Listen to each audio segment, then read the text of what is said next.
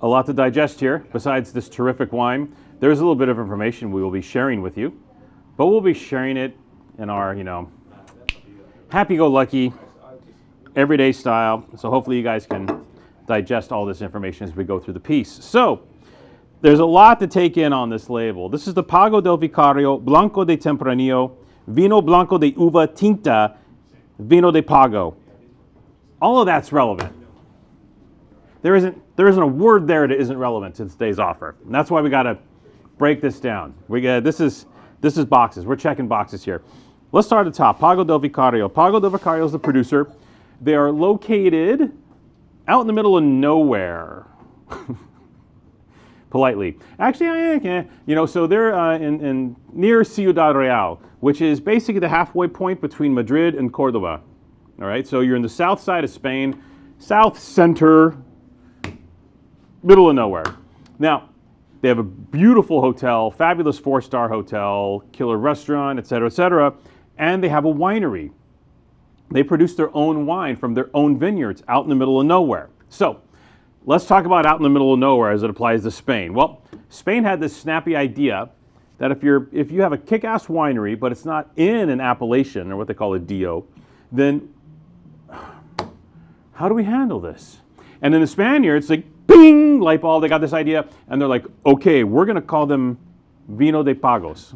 So what happens is you apply to become a Pago, like a vineyard, like a specific vineyard that is accredited by the Spanish government as kind of like its own appellation, okay? Kind of like Romane Conti is its own appellation in Burgundy, kind of like Cole Ranch is its own appellation in California. Super nerdy, but this is kind of what happens in this process if you have a great vineyard making great wine, but it's out in the middle of BFE. The Spaniards figured it out. They're like, okay, you're a Vino de Pago. And Vino de Pago has a great reputation, right? So the amount back, they're like, this is a Pago wine, the highest qualification given to a wine by the European Union. I'm doing that in half of Jorge Ordonez's accent because that's how, yep.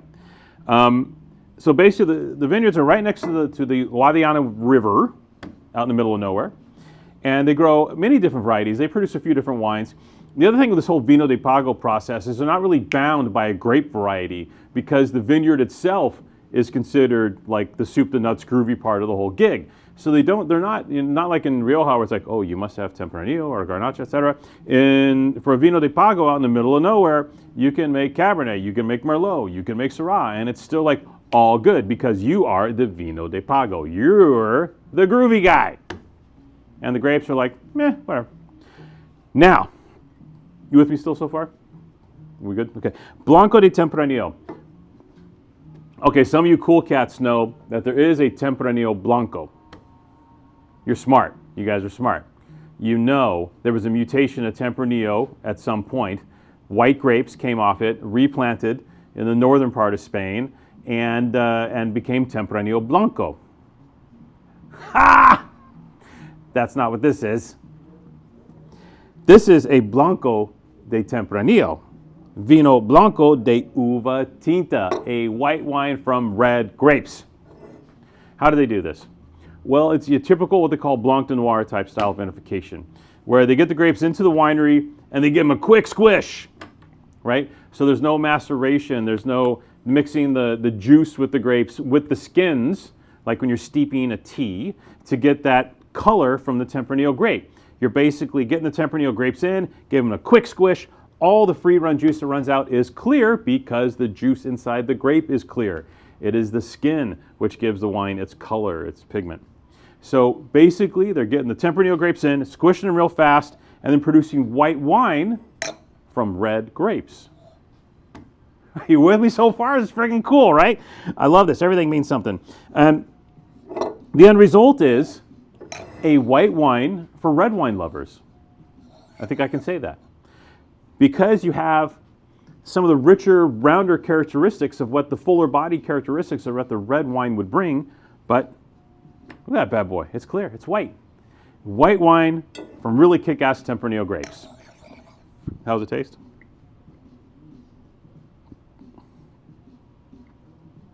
It's funny. Once in a while, this wine almost gives off kind of Alsatian vibes. And why does it give off Alsatian vibes? This is nerdy again.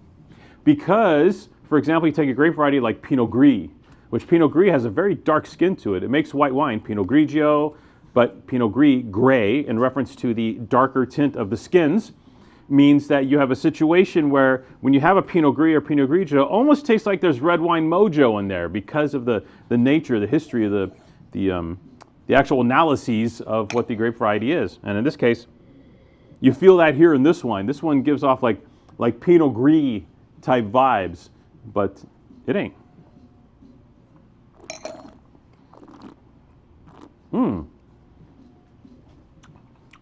Really rich on the palate, yummy,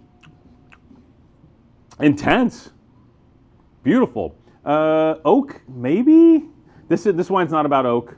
Probably all stainless steel. I'm guessing 100% chance it's all stainless steel. Okay, maybe 99% chance, because 100% chance then I would know it's stainless steel. I don't know that for sure, but I'm guessing it's stainless steel. Okay, but the thing is the natural richness of the grape. I don't think you really need oak, because again, you are vinifying a red wine as a white wine.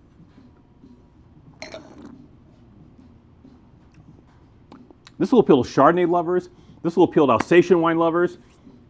I think it'll appeal to Riesling lovers because there's really great delineation of flavor here, and then the wine has richness. It is bright, but ample, and an absolute joy to drink. This was a random wine sample brought in by one of the merchants that sends us wines for us to take a look at and see if we can do some business. And again, most of these wines, a lot of times next. And we opened this one up, had a look, and we're like, well, damn. This is good. It is really good. And you can tell it's really good. 95 points, Decanter World Wine Awards, as we told you in the past. Decanter tastes all of their wines blind at the World Wine Awards. And it's all mucky mucks. It's all super smart, sharp people that actually taste wine for a living. Not CFOs or bean counters or anything like that. This is like real wine people participating in these blind tastings. And in the end, they gave this 95 points, one of the highest scores for a Spanish white wine in their blind tastings, in their competition. Huge number, but warranted. What a joy to drink. And this is something you wouldn't even think about trying, right?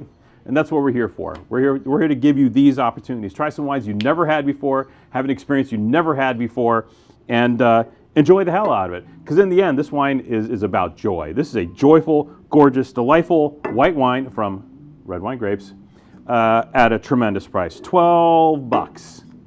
$11.98 for this.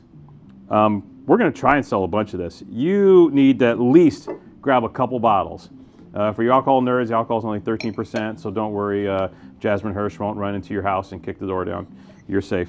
And yeah, drink this wine until you can drink no more of it. What a delightful deal. This is super cool and nerdy and awesome, and hopefully explained it appropriately to you. Now, buy a case.